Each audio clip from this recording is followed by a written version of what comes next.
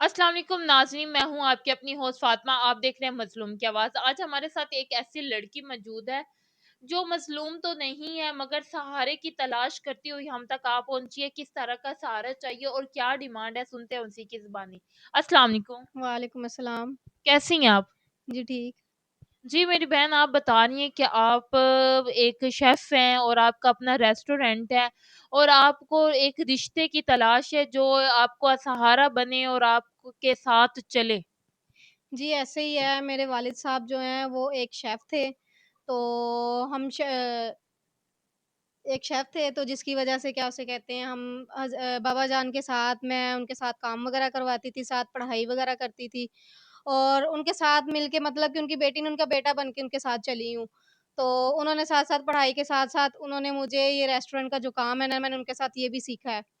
تو بابا جان جو ہے اب جو ہے وہ ضعیف ہو چکے تھے، تو ان کا انتقال ہو گیا۔ مدر میری جو ہے وہ بچپن میں انتقال کر چکی تھی، تو بابا جان جو ہیں وہ تقریباً 2 سال پہلے ان کا انتقال ہو گیا ہے۔ تو اس کے بعد ریسٹورینٹ جو ہے نا میں اکیلی سنبھال رہی ہوں، تو جس کی وجہ سے میں چاہتی ہوں کہ میں شادی کرنا چاہتی ہوں، تو ایک مخلص انسان کی مجھے تلاش ہے۔ ریسٹورینٹ آپ کا کدھر ہے؟ ریسٹورینٹ میرا ادھر لاہور میں ہی ہے۔ لاہور میں ہی اپنا ریسٹورینٹ ہے آپ کا؟ جی جی گھر بار آپ کا اپنا ہے؟ جی گھر بار بھی میرا اپنا ہے۔ کیا ایج کیا ہے آپ کی؟ میری 28 سے ایج ہے۔ 28 ہوگی آپ کی ایج، تو ابھی تک آپ کا کوئی ایسا جگہ نہیں ہے جس کو آپ لائک کرتی ہو یا کوئی فیملی میں ہو جسے آپ رشتہ کر سکی ہو؟ کوئی اچھا انسان نہیں ملا آپ کو؟ نہیں، کبھی ایسا سوچا ہی نہیں ہے۔ بابا جان کے ساتھ رہی ہوں، ان کے ساتھ مل کے چلی ہوں، ان کے ساتھ سیکھا ہے، سب کچھ کیا۔ ان کے جانے کے بعد میں نے ہی ریسٹورینٹ سنبھالا ہوا ہے، کبھی اس طرف دھیان ہی نہیں گیا۔ تو اب میں چاہتی ہوں کہ میں کیا اسے کہتے ہیں کہ ایک مخلص انسان کی مجھے تلاش ہے جس کے ساتھ میں شادی کروں، اور جو میرا ریسٹورینٹ ایمانداری سے میرے ساتھ مل کے چلائے، میرا ریسٹورینٹ جو وہ سنبھالے۔ مجھے اور کچھ بھی نہیں چاہیے، بس کسی لالچ کے لالچ نہیں ہے مجھے، اللہ کا دیا ہوا سب کچھ میرے پاس ہے۔ بس شادی کرنے کے لیے نا ایک مخلص انسان کی مجھے تلاش ہے۔ ظاہر بات ہے، آپ اکیلی کب تک سروائیو کریں گی؟ اکیلی لڑکی زندگی کا سروائیو کر ہی نہیں سکتی۔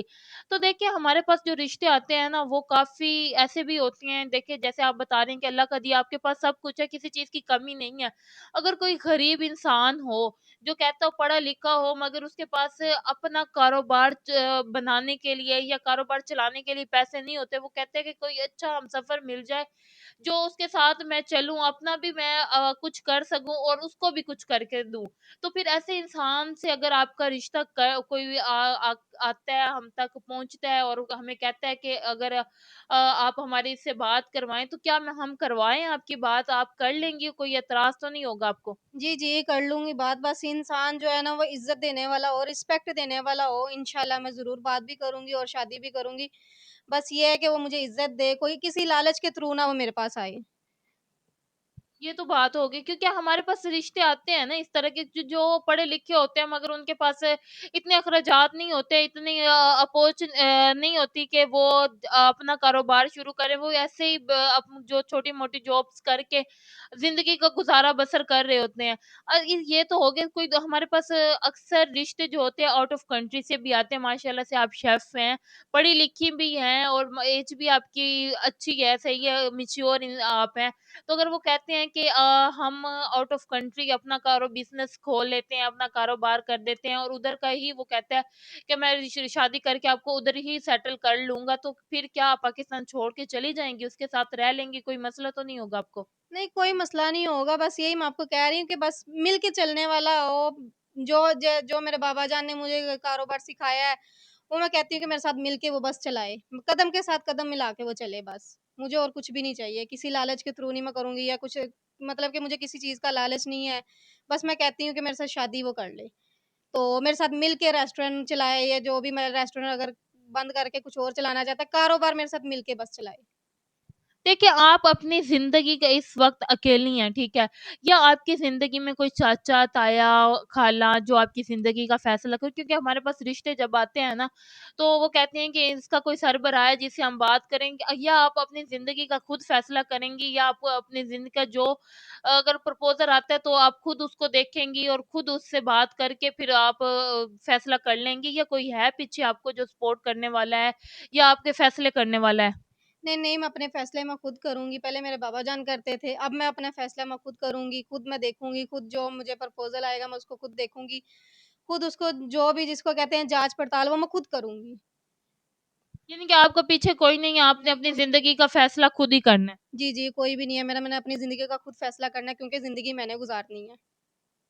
ज़ाहिर-सी बात है ज़िंदगी आपने गुज़ारनी है तो आप ही देखेंगी कि वो लड़का किस तरह का है, क्या करता है, जो भी है। अच्छा देखिए हमारे पास आप कह रही हैं कि अल्लाह का दिया आपके पास सब कुछ है, आप शादी करना चाहती हैं और आपको मैंने सवाल किया कि आप गरीब लड़के से भी शादी कर लेंगी। कुछ ऐसे लड़कियाँ होती हैं जो चाहती हैं कि अपने से भी हाई स्टैंडर्ड के लड़कों से शादी करें। ऐसी लड़कियों का के बारे में आप कुछ बोलना चाहेंगी या कुछ कहना चाहेंगी, उनको कोई पैगाम देना चाहेंगी? क्योंकि आप माशाल्लाह से अमीर हैं, इतनी आप अपना सर्वाइव खुद कर रही हैं, अपने रेस्टोरेंट भी है और आप में कोई ऐसा नहीं है कि आप कोई गरूर कर रही हो या इस तरह तो तकब्बुर होता है, ये कुछ भी नहीं है। तो ये आप कोई पैगाम देंगी लोगों को? पैगाम बस यही दूँगी कि बस ये है कि लालच बुरी बला है, ये ना हो कि लोग ज़्यादा पैसे देख के कहते हैं कि जी अमीर लड़का देखें और अमीर लड़के से हम शादी करें और बाद में अमीर जो होता है वो फिर यही है कि बस वो टाइम पास करता है, थोड़े बहुत पैसे खिलाता है, गाड़ियों में घुमाता है और उसके बाद वो छोड़ के चला जाता है, जब उसका मकसद पूरा हो जाता है। तो बेहतर यही है कि जो इज़्ज़त देता है, निकाह करता है, जो इज़्ज़त देता है, रिस्पेक्ट देता है, बस उससे निकाह करें। थोड़े में खुश हो जाएँ, ज़्यादा देख के जो है ना वो लालच ना करें। लालच जो है ना लालच बुरी बला है और लालच में जो है ना इंसान का हमेशा नुकसान ही हुआ, कोई फ़ायदा नहीं हुआ। ज़ाहिर बात है, बिल्कुल आपने बात अच्छी की है कि लालच बुरी बलाएँ हैं, तो लालच देख के जो भी आगे जाता है बाद में वो उसको पीछे ही आना पड़ता है और पीछे उस वक़्त जगह नहीं मिलती उसको। तो अगर देखें हमारे पास ना दूसरी शादी वाले भी अक्सर लोग आते हैं कि उनकी पहली वाइफ़ होती है, जैसे आप अकेली हैं तो वो कहते हैं कि चलो मैं अपनी वाइफ़ को भी सेट रखूँगा और आपको भी जो आपके हकूक हैं, वो भी पूरे करूँगा और मैं आपसे शादी करना चाहता हूँ। उस उनके बारे में क्या कहना चाहेंगी? क्या वो भी आपको दिखा दें कि प्रपोज़ल आया है? जी, जी, दिखा दें कोई मसला नहीं, मुझे दिखा दें बस यही है कि मुझे रिस्पेक्ट देने वाला हो, मैं कर लूँगी। लेकिन ये है कि दोनों के बराबर का रखे। ये ना हो एक को ज़्यादा रखे, एक को कम रखे। दोनों के बराबर के हकूक हों, दोनों के बराबर के अखराजात हों, तो इंशाल्लाह मैं ज़रूर करूँगी। फ़ैसले देने वाला वो अच्छा हो, फ़ैसले करने वाला, तो मैं इंशाल्लाह ज़रूर शादी करूँगी।